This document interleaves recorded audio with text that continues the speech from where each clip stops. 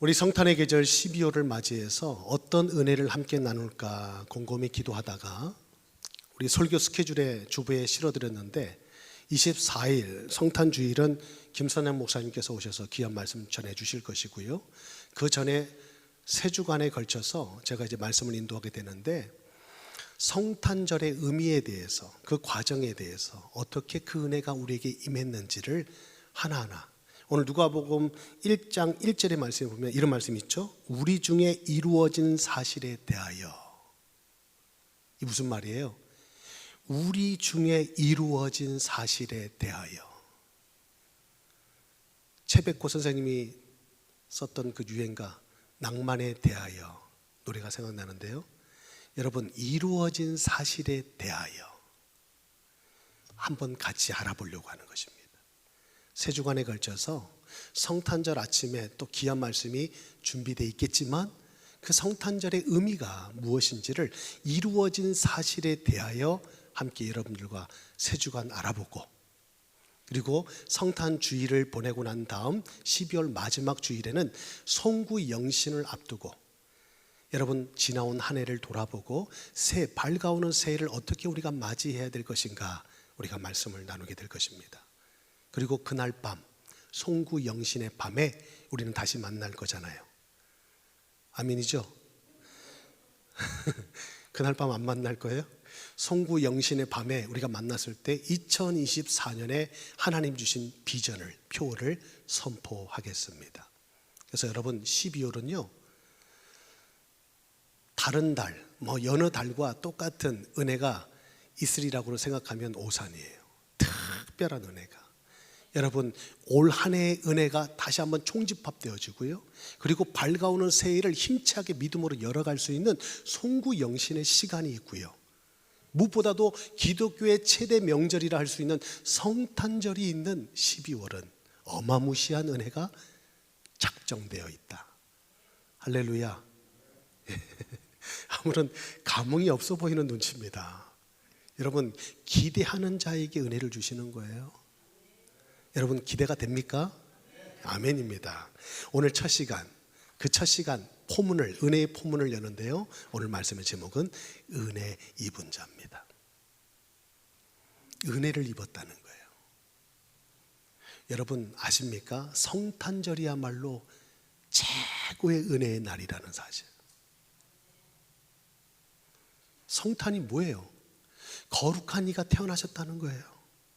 하나님의 아들이 인간의 몸을 입고 이 땅에 오신 날이잖아요. 이보다 더 큰 은혜는 없어요. 은혜는 선물이거든요. 하나님께서 이 땅에 주신 최고의 선물이 무엇이냐라고 묻는다면 바로 그분의 나심인 것입니다. 성육신의 사건, 성탄절이야말로 하나님께서 이 땅 가운데, 아니요 이 땅이라고 하니까 거리감이 있습니까? 바로 나에게 우리 인생 가운데 주신 최고의 은혜의 선물의 날인 줄 믿습니다. 그분이 오시지 않았다면 오늘도 우리는 죄 아래서 죄의 종이 되어서 영원한 멸망길을 향해 달려가고 있을 거예요.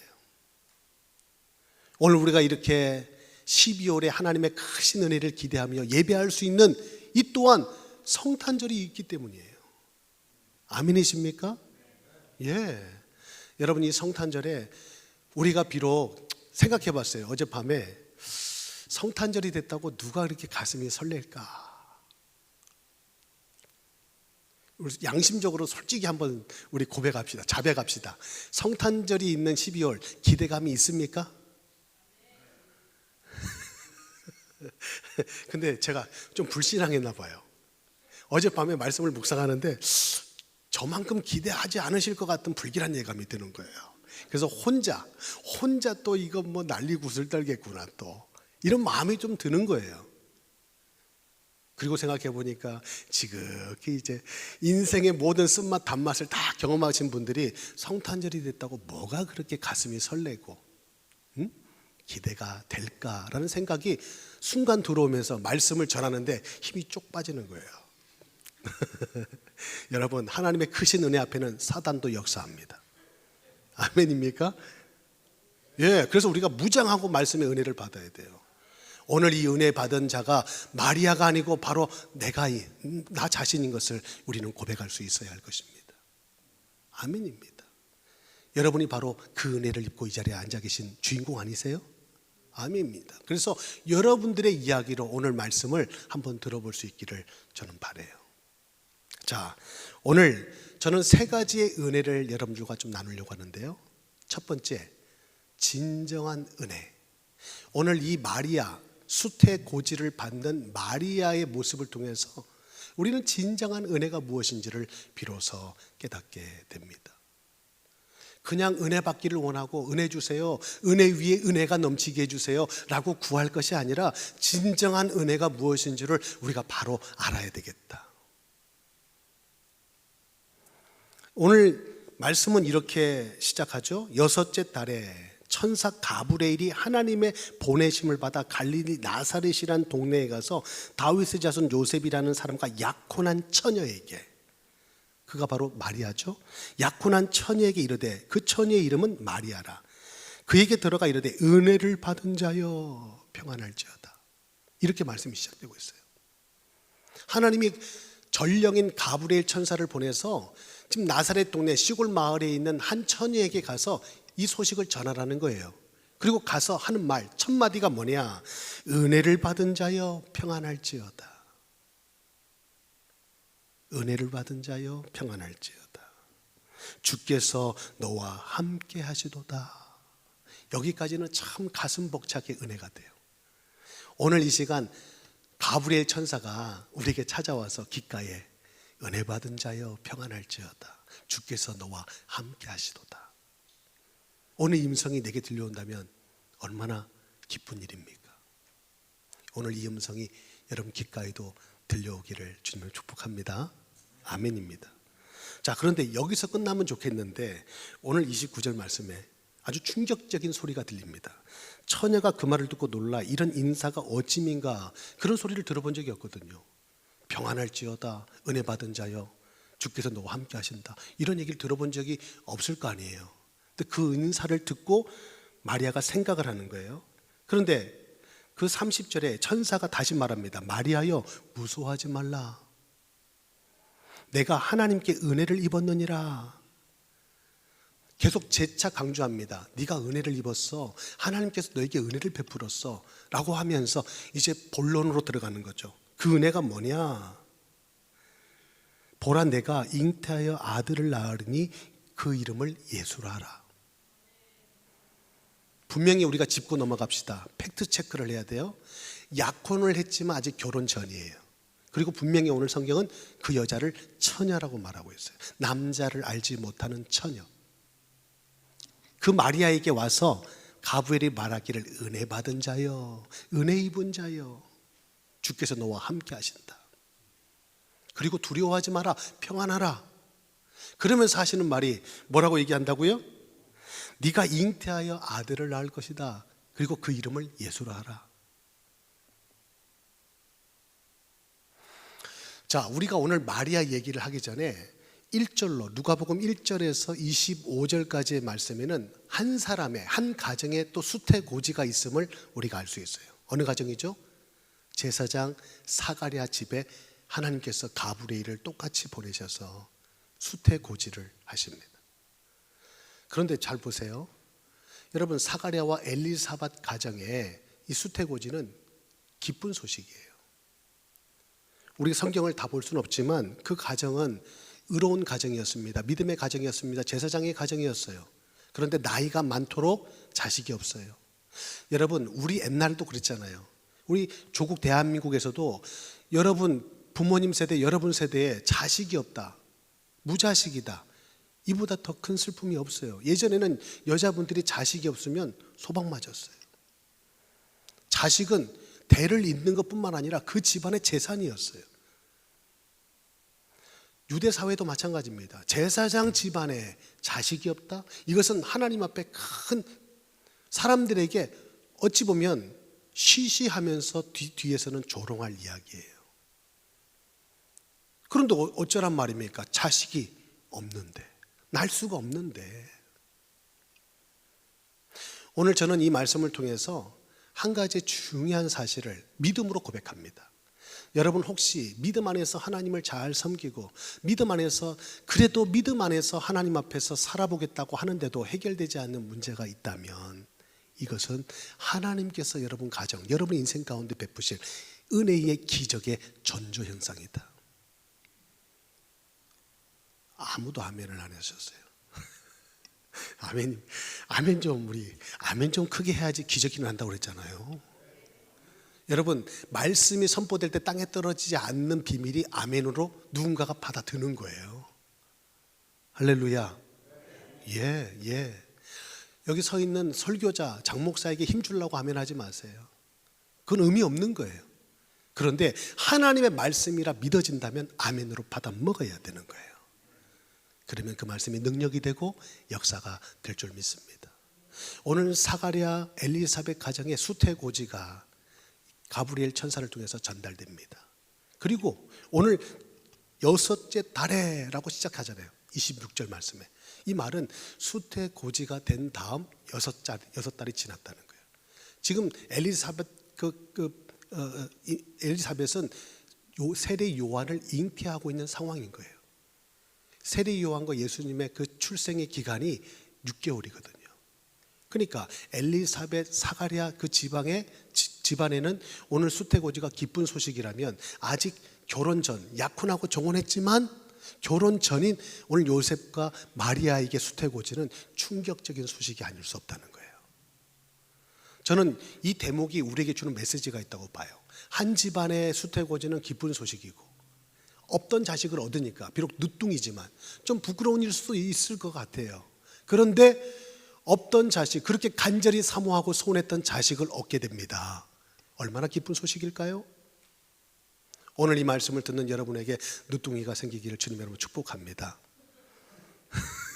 기가 찰 노릇이죠. 늦둥이가 생겨도 기가 찰 노릇인데 오늘 처녀가 아들을 낳는다니요. 이게 믿을 수 있는 얘기예요?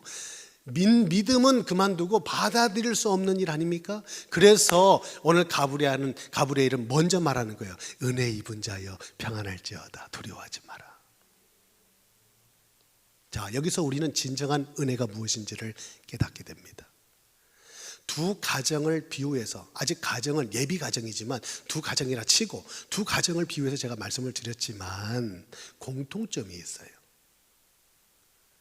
세례 요한, 우리가 잘 알고 있죠. 세례 요한이 누구인지.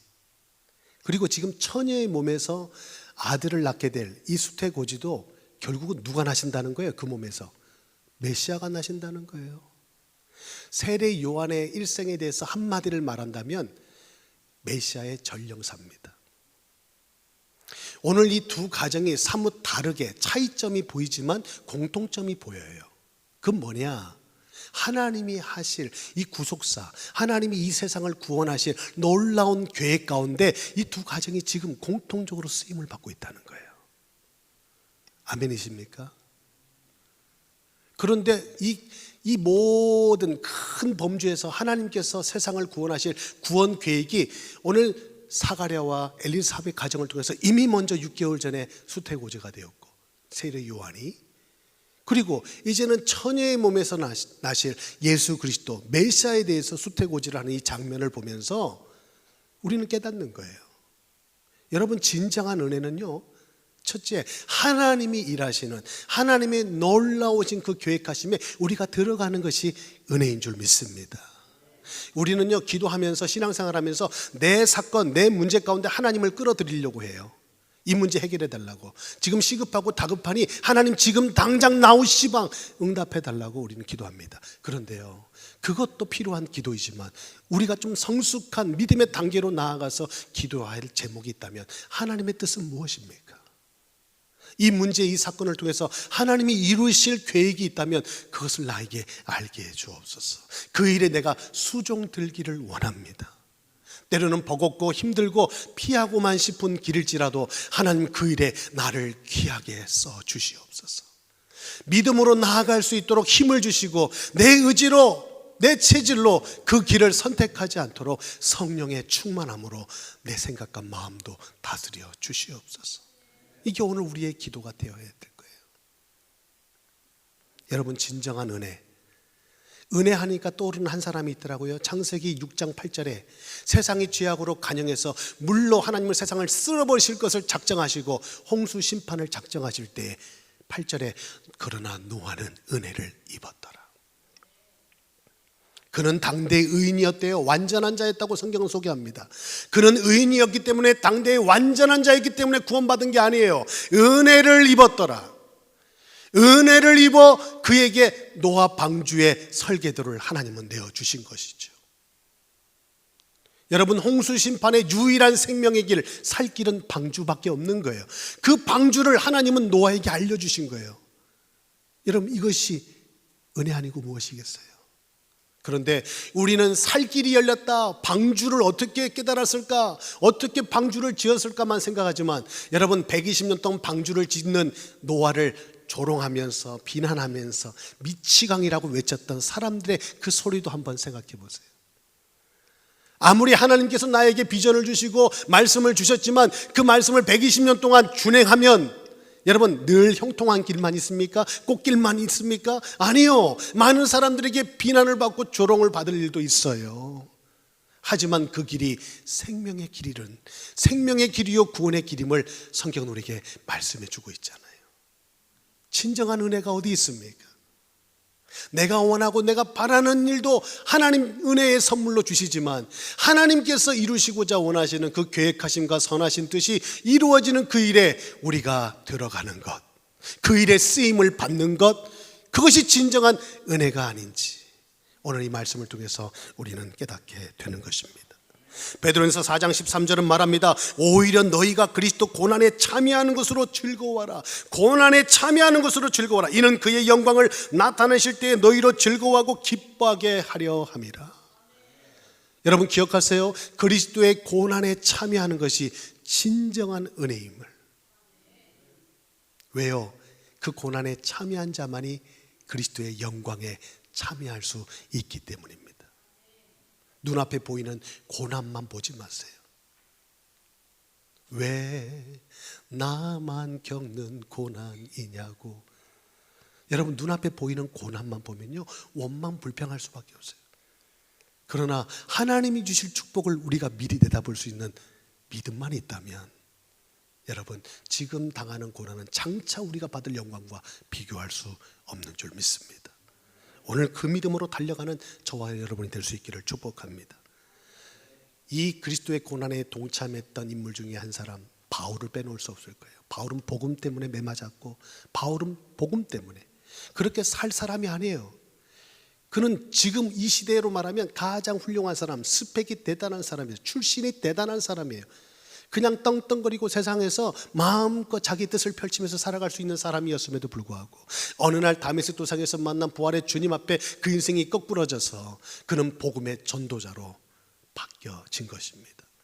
그 때문에 그는 경험하지 않았던, 이전에 경험하지 않았던 고통을 수없이 겪어야만 했어요. 매를 맞고 배고픔뿐만 아니라 온갖 질고와 고통을 다 온몸에 받아들여야 됐던 것입니다. 그런데 그의 고백을 한번 들어보세요. 디모데전서 1장 12절은 말합니다. 나를 능하게 하신 그리스도 예수 우리 주께 내가 감사함은 나를 충성되이 여겨 내게 직분을 맡기심이라. 사도의 직분, 전도자요 목사요 선교사의 직분을 맡기심으로 그가 당한 그 고통이, 그 고난이 다 은혜였다. 그래서 나는 감사하다. 내가 그 일에 쓰임받음이 너무너무 감사하다. 바울은 고백하고 있는 거예요. 여러분, 성탄의 계절에 참된 은혜, 진정한 은혜를 사모할 수 있기를 축복합니다. 둘째로 저는 이 말씀을 묵상하면서 놀라운 은혜를 발견했어요. 진정한 은혜, 그 진정한 은혜 위에 놀라운 은혜가 있더라는 것이죠. 그게 무엇입니까? 누가복음 오늘 숙제입니다. 집에 돌아가시면 꼭 1장을 정독을 한번 해보세요. 그럼 이 은혜가, 놀라운 은혜가 보일 거예요. 가브리엘 천사가 왔어요. 제사장 사가랴에게 말합니다. 사가랴야, 사가랴야. 그리고 오늘 처녀인 마리아에게 찾아와서도 마리아야, 마리아야. 눈치채셨습니까? 놀라운 은혜가 무엇입니까? 하나님은 알고 계신다는 거예요. 하나님은 보고 계신다는 거예요. 내가 어떤 사람인지, 내가 어떤 형편에 있는지, 나에게 어떤 아픔이 있는지 하나님은 다 알고 계신다는 거예요. 그리고 놀라운 사실은 내 이름 석자도 알고 있는 거예요. 여러분을 알고 계신다는 말이 여러분 찔리십니까? 위로가 되십니까? 예? 오늘 이 하나님이 다 알고 계신다는 것에 찔림을 받을 수도 있고요, 그 말씀에 위로를 받을 수도 있어요. 사랑하는 우리 교회 모든 성도님들은 후자가 되기를 축복합니다. 하나님 앞에 이름 없이 빚도 없이 섬기고 애썼던 그 모든 것들 하나님이 다 보고 계셨다면 얼마나 감사한 일일까요? 그런데 하나님은 안 보이니까 이렇게 저렇게 계산하고 이 모양 저 모양으로 내 생각대로 내 체질대로 살아왔던 삶, 그것도 신앙생활이라고 하나님 앞에 내놓을 때 하나님 다 비디오 CCTV로 다 찍어낸 것처럼 우리의 삶을 다 알고 계시고 보고 계신다면, 자 90년을 살았냐 한번 앉아봐라 내 옆자리에. 그리고 네가 살아온 인생을 한번 같이 한번 녹화된 촬영이 있으니까 한번 같이 보자 라고 하면 여러분 얼마나 우리가 부끄럽겠어요. 얼마나 부끄럽겠냐고요. 지금 녹화 중입니다. 할렐루야. 여러분 녹화 중이다. 이게 무서운 얘기예요. 하나님 앞에 보이고 싶지 않는, 이건 아무도 모를 거야, 이건 하나님도 몰라 라고 할 때 우리가 혼자 있을 때 하는 그 행동, 그 모습이 나의 진짜 모습일 수 있어요. 그래서 오늘도 성탄의 계절 마냥 세상 사람들처럼 기뻐하며 서로 축하하며 마냥 즐겁게만 보낼 게 아니라 나 같은 자를 구원하시기 위해서 하나님이 인간의 몸을 입고 오셨다는 것에 납작 엎드려 우리는 지나온 우리의 삶의 추악한 모습들을 회개해야 할 거예요. 다 아시잖아요. 하나님이 다 아시는데, 예? 문성복 집사야 다 이름을 부르면서 오늘 찾아오셔서 내가 한 일을 다 안다면, 장한성지가 어제 한 일을 난 다 안다 이러면 얼마나 우리가 마냥 위로만 받을 수 없을 거예요. 하나님 앞에 죄송하고 부끄럽고. 여러분 하나님은 다 알고 계십니다. 그렇다면 이제까지 살아온 것은 어쩔 수 없잖아요. 그러면 지금부터 하나님 다 아시잖아요. 마리아를 알고 사가랴를 아는데 저를 모르겠어요? 우리 고사님 모르겠어요? 다 알고 계시는데 그럼 우리는 어떻게 해야 되냐?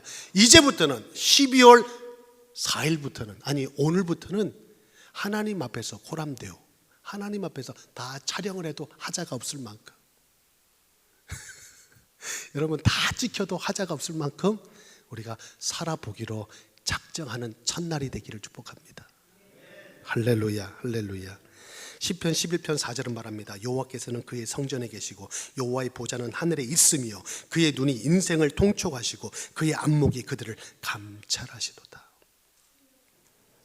여러분 하나님 앞에서 오늘 찬양했잖아요. 말씀 앞에서 살아가는 사랑하는 복된 우리 성도님들 다 되시길 주님을 축복합니다. 마지막 세 번째 은혜. 자, 진정한 은혜가 무엇인지 배웠어요. 그리고 놀라운 은혜도 우리가 알았어요.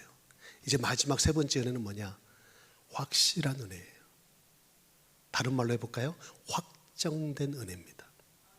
오늘 33절에 보니까 32절이죠. 그가 큰 자가 되고 지극히 높으신 이의 아들이라 일컬어질 것이요 주 하나님께서 그 조상 다윗의 왕위를 그에게 주시리니 영원히 야곱의 집을 왕으로 다스릴 것이며 그 나라가 무궁하리라. 지금 처녀에게 수태고지를 하면서 네 몸에서 날짜가 누군지를 말씀하고 있는 거예요. 자, 오늘 말씀은 좀 어렵죠? 그래서 마태복음 1장 21절로 다시 가져왔습니다. 똑같은 내용이에요. 아들을 낳으리니 이름을 예수로 하라. 이는 그가 자기 백성을 그들의 죄에서 구원할 자심이라. 더 이해가 빠르죠? 그 아들이 누구냐? 네 몸에서 날, 처녀의 몸에서 날 아들이 누구냐? 오늘 성경은 말하잖아요. 성령이 덮었고 하나님의 저 지극히 높은 이의 능력이 네 몸을 덮었다. 그리고 네 몸에서 날짜가 누구냐? 자기 백성을 저희 죄에서 구원할 구원자가 나신다는 거예요. 여러분 예수라는 이름은 히브리식 표현으로 여호수아, 하나님은 구원이시다라는 뜻이에요. 예수가 구원자예요.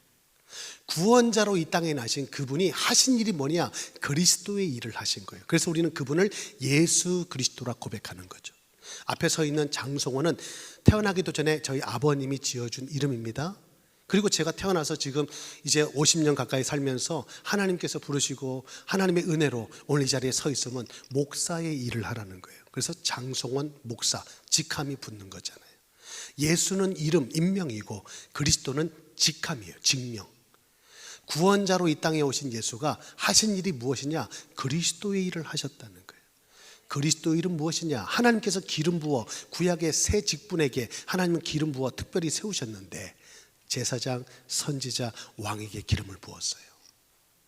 우리 예수님은 온 인류의 죄를 담당하시고자 십자가에서 못 박혀 돌아가신 참 제사장입니다. 아멘. 아멘 아니세요? 예. 구약의 유대인뿐만 아니라 온 인류, 저와 여러분의 죄를 십자가에 다 못 박으셨다니까요. 그래서 누구도 우리를 정죄할 수 없어요. 정죄할 수가 없어요. 왜? 십자가에서 흘리신 보혈의 피가 우리의 모든 죄를 단번에 완전히 영원히 해결하셨기 때문에. 아멘입니다. 그래서 더 이상 희생제사가 필요치 않은 거예요. 우리는 하나님의 은혜의 보좌 앞에 믿음으로 나아가 우리는 예배하게 될 수 있는 것입니다. 그 희생이 있었기 때문에. 그 희생이 아니었으면 오늘도 소 잡고 양 잡고 피를 흘려야 되는 거예요. 우리 예수님은요, 이 땅에 그리스도로 오셔서 만왕의 왕의 하늘과 땅의 권세를 가져서 뱀의 머리를 박살내셨어요. 뱀의 머리라 하면 그 권세를 말하는 거예요. 뱀의 권세, 사탄의 권세를 깨신 겁니다. 요한일서 3장 8절은 말하잖아요. 하나님의 아들이 이 땅에 오심은 마귀의 일을 멸하려 하십니다. 여러분, 마귀가 두려워하는 이름은 오직 하나뿐입니다. 예수 그리스도밖에 없어요. 여러분, 마늘을 갖다 내보세요. 마늘을 밀가루지 부셔버려요. 십자가 내밀어 보세요. 십자가 부러뜨려 버려요. 여러분, 영화 못 봤어요? 뭐 온갖 것 다 갖다 놔보세요. 뭐 향을 피우고 온갖 것 다 해보세요. 귀신이 웃습니다. 귀신이 가장 두려워하는 것은 오직 하나, 예수 그리스도의 그 이름의 권세 앞에 벌벌 떠는 거예요.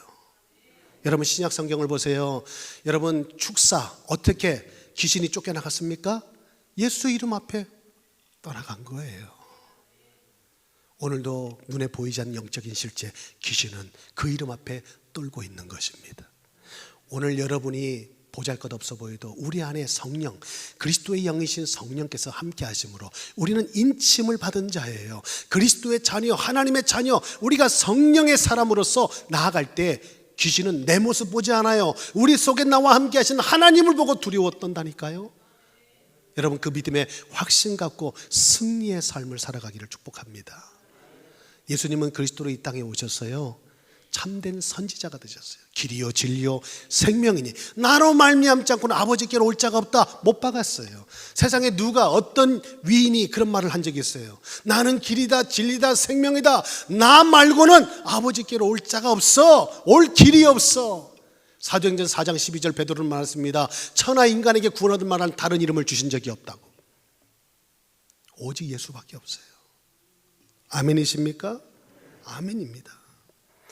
마태복음 24장에 보면 말세가 되면요, 여기에도 그리스도가 있고 저기에도 그리스도가 있다. 우리를 현혹한대요. 믿는 자일지라도. 여러분, 현혹되면 안 돼요. 내 조국 대한민국 그 조그마한 땅덩어리에요, 지금 메시아로 이 땅에 재림하신 하나님이 33명이래요. 내가 하나님이다. 내가 메시아다. 여러분, 앞으로 가면요, 마지막 때가 되면 저 그리스도가 얼마나 득세해서 여기저기에 있다 추앙하게 만들고 우리를 현혹하게 만드는 일들이 많을지를 모릅니다. 여러분, 그런 의미에서 이단 연구단체 귀한 일들 하고 있지만, 여러분, 이단 사이비가 얼마나 무성하게 일어납니까? 그런데 이단 사이비에 대해서 하나하나 다 우리가 연구할 수 없어요.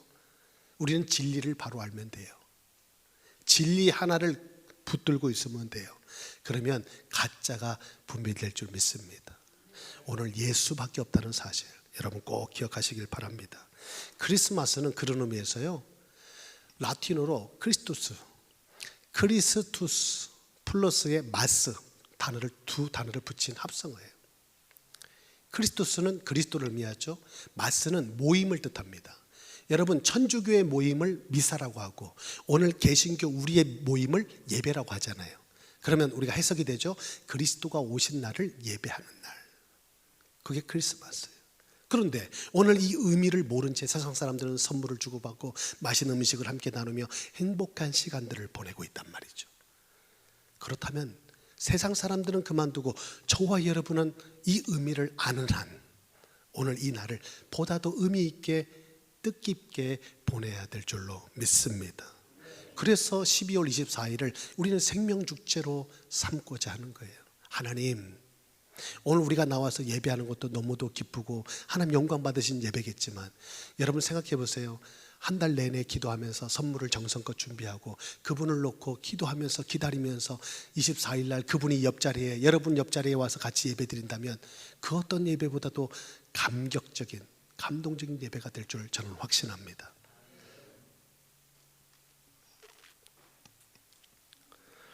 오늘 저는 이 말씀을 통해서 정말 진정한 은혜가 무엇인지, 놀라운 은혜가 무엇인지, 그리고 확실한 은혜가 무엇인지를 여러분들과 함께 나눴어요. 여러분이 바로 그 은혜 입은 주인공이라는 사실, 여러분 오늘 말씀에 확신을 가지시고 12월 한 달 멋진 여러분 스케줄을 가지시고 놀라운 응답을 가지고 그 열매를 가지고 하나님 앞에 당당하게 나아갈 수 있는 저와 여러분 될 수 있기를 주님의 이름으로 축복합니다.